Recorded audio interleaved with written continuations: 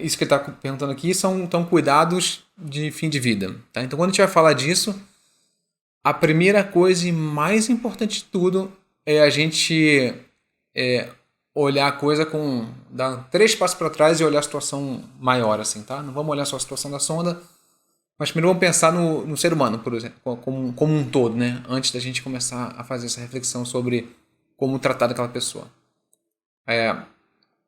O ser humano é um ser finito, né? Todo mundo sabe disso.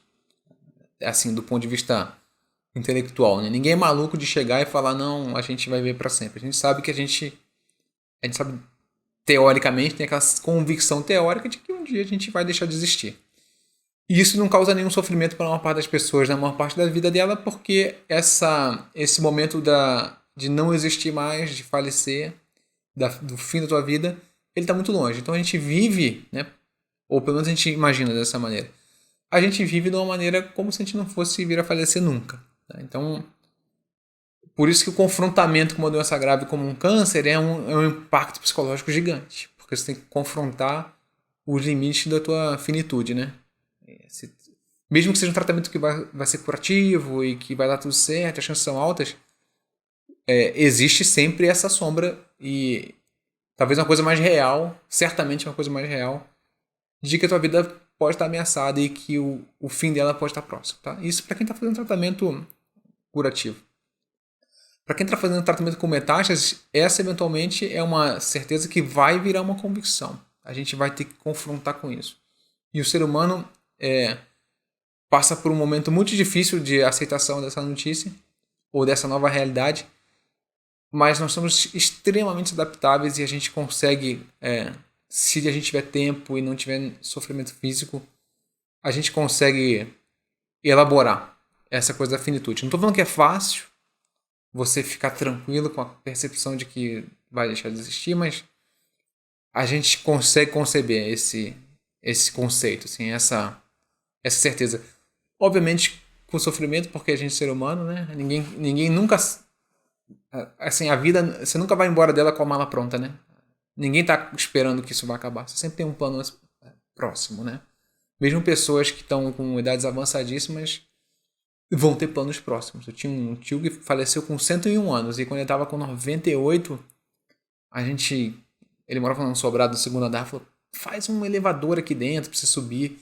Falou, não, é muito caro. Eu falei, gente, você tá querendo gastar dinheiro com mais o que na sua vida, né? Você tá com 98 anos já, sabe? Vai economizar pra quê? Ele tava querendo economizar. Então, a gente nunca tá preparado. Tá? Então, isso a gente também tem que conceber. Que a gente sabe que vai terminar a nossa vida, mas a gente nunca vai estar preparado. E quando a gente... Estou falando da gente pra gente mesmo. E quando a gente está cuidando do próximo, essa coisa do limite da vida fica um pouco mais complicada. Porque a gente não desapega das pessoas. Esse apego que a gente tem em vida, em vida sem doença, ele permanece com vida com doença. A gente não quer que aquela doença leve a pessoa, né? A gente não quer que perder um pai, uma mãe, um irmão, um parente. A gente nunca quer que isso aconteça. Embora a gente saiba que isso é inevitável, mas a gente nunca quer que isso aconteça. E aí, vamos para as situações do dia. Esse é o conceito, né? A cabeça da gente, que a gente tem que trabalhar um pouco isso e pensar. E aí, quando a gente está lidando com essa situação de fim de vida, que ela vai chegar para todos nós, seja por câncer ou por qualquer outra doença, a gente vai ter que passar por esse período, né, de o corpo parar de funcionar. E o corpo para de funcionar de diversas maneiras. Tá? Depende um pouco da doença e um pouco da velocidade com que ele se instala e um pouco do tratamento. Mas o corpo vai reduzindo a sua atividade. Como que a gente gostaria que esse processo acontecesse? Fosse da maneira mais tranquila e menos sofrida possível fisicamente para a pessoa que está passando por aquele momento. E a gente quer que seja sem dor e quer que seja sem sofrimento, né? Para dar tempo do corpo ir desligando aos poucos, né? A pessoa ir ficando mais sonolenta e os órgãos irem parando de funcionar ao longo do tempo.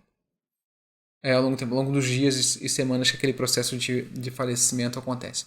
É assim que todos os seres vivos morrem, né? Não só os seres humanos, né? Mas os animais também, né? Quem tem animal de estimação e já viu o seu cachorrinho ou o gato falecer, também é dessa maneira. Vai ficando mais parado e vai deixando de fazer várias coisas. e vai ficando só com as atividades, com os órgãos principais funcionando. Então a primeira coisa é a musculatura, não começa a não caminhar muito, começa a ficar mais sonolento. A função do rim vai se diminuindo e a função gastrointestinal também. Tá? A pessoa está há poucos dias ou semanas de falecer, então ela para de gastar, o corpo para de gastar energia com processos digestivos e esse tipo de coisa e começa a reservar energia para o batimento cardíaco e pulmão, coração. Pulmão, coração e cérebro, né? Então ela vai parar de comer. Tá? É esperado que a pessoa, nos dias que precede o falecimento dela, ela não coma. Ou não tenha vontade de comer, ou não tenha apetite, ou não tenha sede, nada do tipo.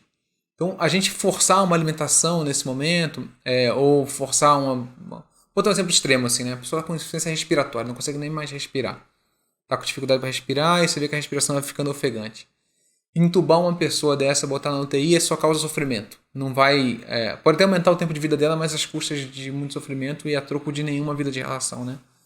Então, a alimentação, muitas das vezes, se a gente também força dessa maneira, ela não quer comer. Não está conseguindo, está acamada já e fica dormindo uma parte do tempo. Se você força uma alimentação é porque ela não quer, né? O corpo está desligando aquela parte também. E a pessoa pode vomitar, pode ter diarreia, pode ter uma série de desconfortos nesse fim de vida que são desnecessários. Quando esse momento de alimentar não alimentar chega, a gente não sabe. Tá? Não tem uma regra geral para a coisa. Tem que ser avaliado dia a dia. É importante ter uma equipe de cuidados paliativos que vá, ou cuidado de suporte, enfim, o nome que você preferir dar, que vai dar essa assistência, que tem que ser bastante intensiva nos cuidados de fim de vida dessa pessoa, né? Não pode ser, fica em casa e pronto, né? Não, é aí que você precisa de equipe, não só médica, né? Enfermagem, fisioterapia, enfim. E essa avaliação é feita caso a caso, tá? Agora, forçar um órgão que está se desligando a continuar trabalhando, na maior parte das vezes vai causar mais sofrimento para essa pessoa. Tá? Então, isso tem que sempre ser avaliado.